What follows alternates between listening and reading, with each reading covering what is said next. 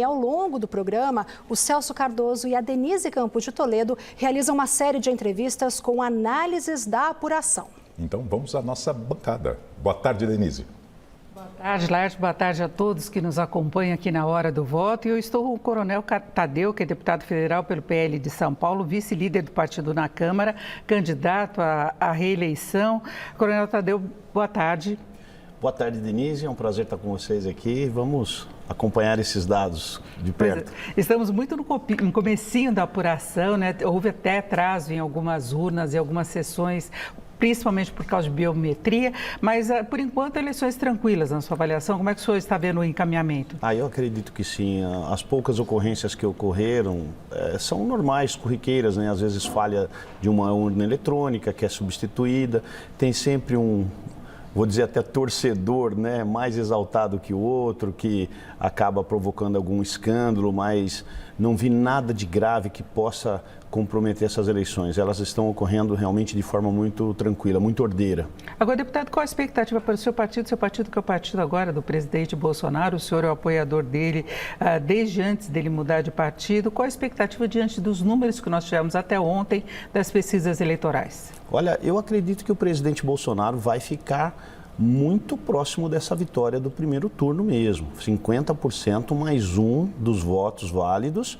E eu acredito que se ele não alcançar essa marca, vai ficar muito próximo a exemplo de 2018, onde ele teve aí perto de virar no primeiro turno mesmo e faltou 3% dos votos.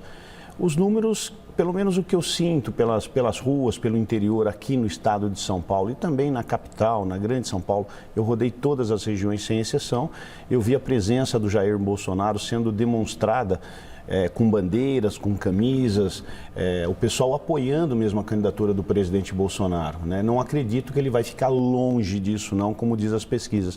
Eu tenho comigo que as pesquisas vão errar como fizeram em 2018. Agora, deputado, essa mobilização toda não tem muito a ver com a capacidade de o presidente atrair os eleitores nas manifestações dele, porque ele começou com as motocicletas, por exemplo, com as manifestações, muito antes do início da campanha eleitoral e sempre teve essa adesão.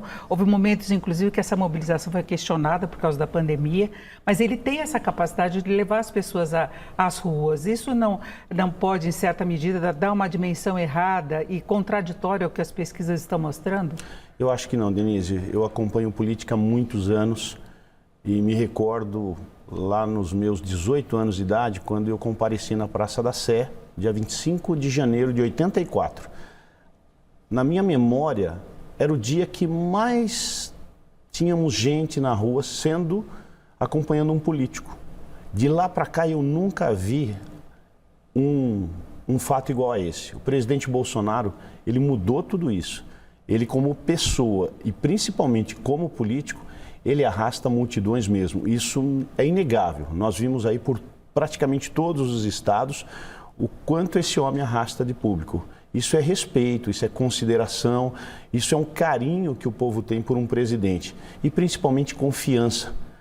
Porque é difícil o povo acompanhar um político na rua. Eu não vejo isso. Eu vi em 90 ou 92 os caras pintadas saindo na rua para protestar contra um político. Depois, em 2013, 14, 15, quando começaram as manifestações aqui mesmo na Avenida Paulista, também para protestar contra um político. Agora, a favor de um político, o presidente Bolsonaro, ele conseguiu algo inusitado, algo esplêndido. É exatamente o que eu falava dessa capacidade dele de atrair as pessoas para essas mobilizações que ele convoca, não é? Que isso dá uma dimensão importante dessa capacidade dele de atrair o eleitorado. Agora, deputado, tendo um segundo turno, como é que vai ser o encaminhamento da campanha? Em alguns momentos, integrantes do PL, eu acho que o senhor, inclusive, reclamaram da falta de recursos. O PL cresceu muito, até no embalo da candidatura do presidente Bolsonaro, só que isso só vai representar uma maior participação, por exemplo, no fundo eleitoral nas próximas eleições. Haverá recursos? Como é que vai ser o encaminhamento, se tiver segundo turno? Eu acredito que deva haver recursos para o presidente Bolsonaro nessas próximas semanas. São 4 semanas agora, a partir de hoje, nós contamos aí praticamente 28 dias.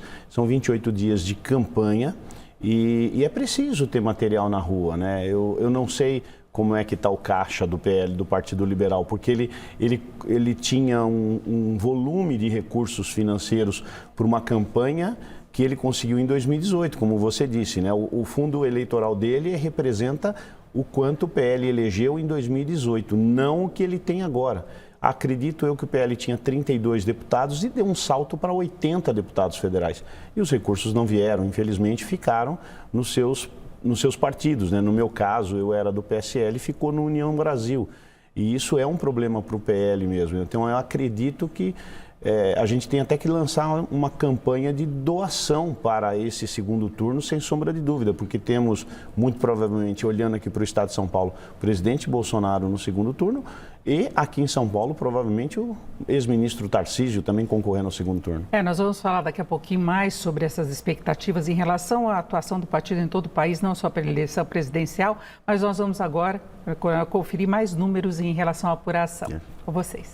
Bem, com essa atualização feita pela Fernanda Azevedo, nós voltamos à bancada de entrevistas com a Denise Campos de Toledo. E eu continuo aqui com o Coronel Tadeu, que é deputado federal, candidato à reeleição, ele que é vice-líder do partido do PL na Câmara, partido do presidente Bolsonaro.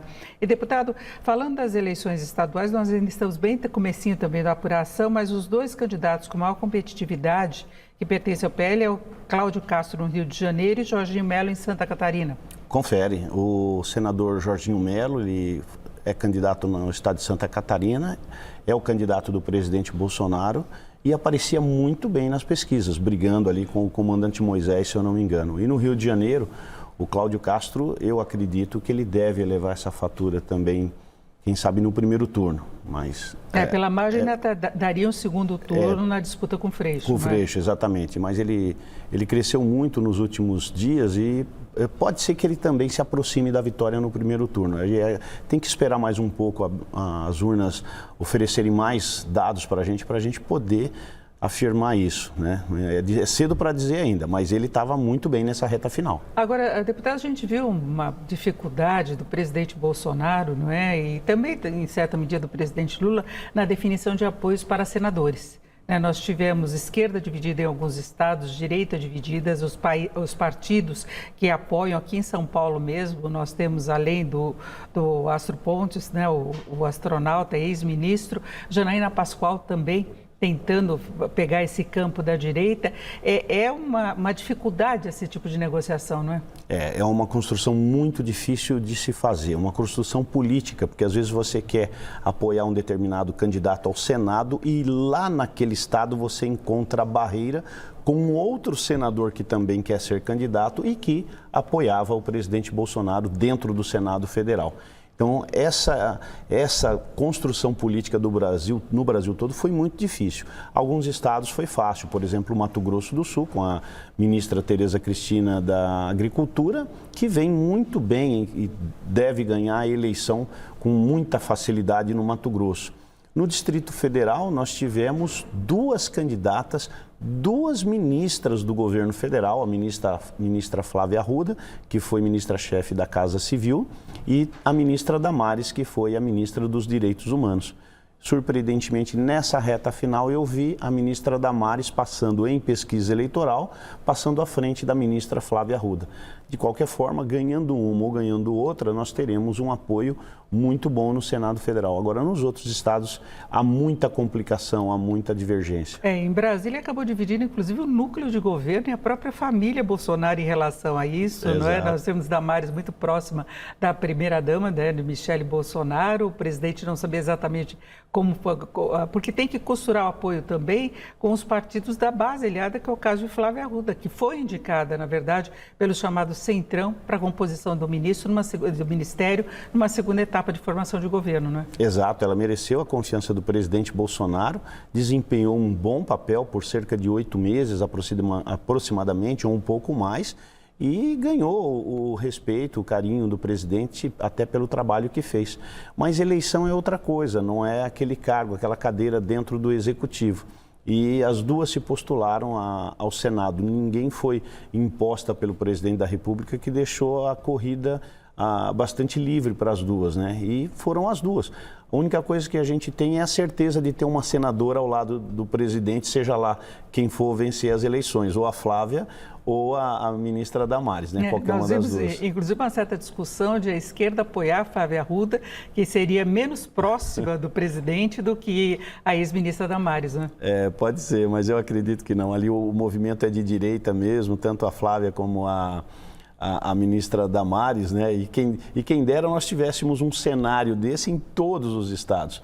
Tivéssemos 2 candidatos próximos ao presidente Bolsonaro nos 27 estados da federação e aí não teríamos problema nenhum. Quem ganhasse, a gente tinha certeza de que, assumindo como senador ou senadora, iria apoiar o presidente sem sombra de dúvidas, porque é um grande desafio agora, a partir de 2023 até 2026, é controlar esse Senado que não foi assim tão base para o presidente como possa parecer. Agora, não é só questão do Senado. Hoje nós vamos ter definição do Congresso, de modo geral, dessa renovação, o nível de renovação também na Câmara.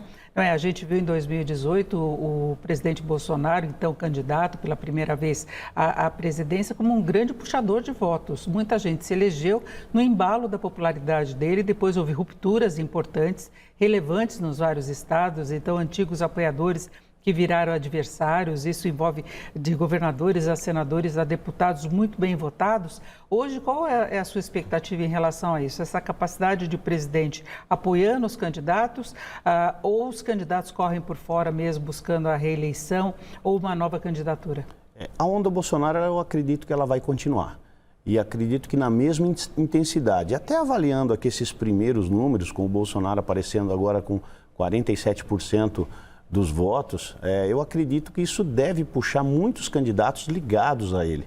E aí nós tivemos a famosa cesta das traíras, né, que assim que assumiram os cargos, aos poucos foram se revelando e acabaram caindo fora da base do presidente. Tivemos vários exemplos aqui em São Paulo, nós tivemos o Alexandre Frota, tivemos a Joyce Hasselmann e tivemos alguns outros espalhados pelo Brasil.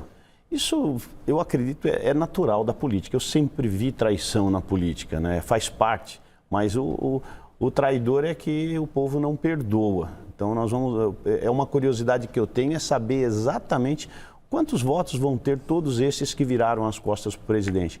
Mas aqueles que se mantiveram firmes com eles e que estão até hoje, eu acredito que vão ter uma boa votação e provavelmente serão reconduzidos ao cargo. Perfeito, nós conversamos aqui com o Coronel Tadeu, deputado federal pelo PL de São Paulo, vice-líder do partido na Câmara, candidato à reeleição. Vamos continuar acompanhando a apuração. Coronel Tadeu, agradeço muito a sua participação aqui na nossa programação. Muito obrigada. Obrigado, Denise. Até a próxima. Com vocês.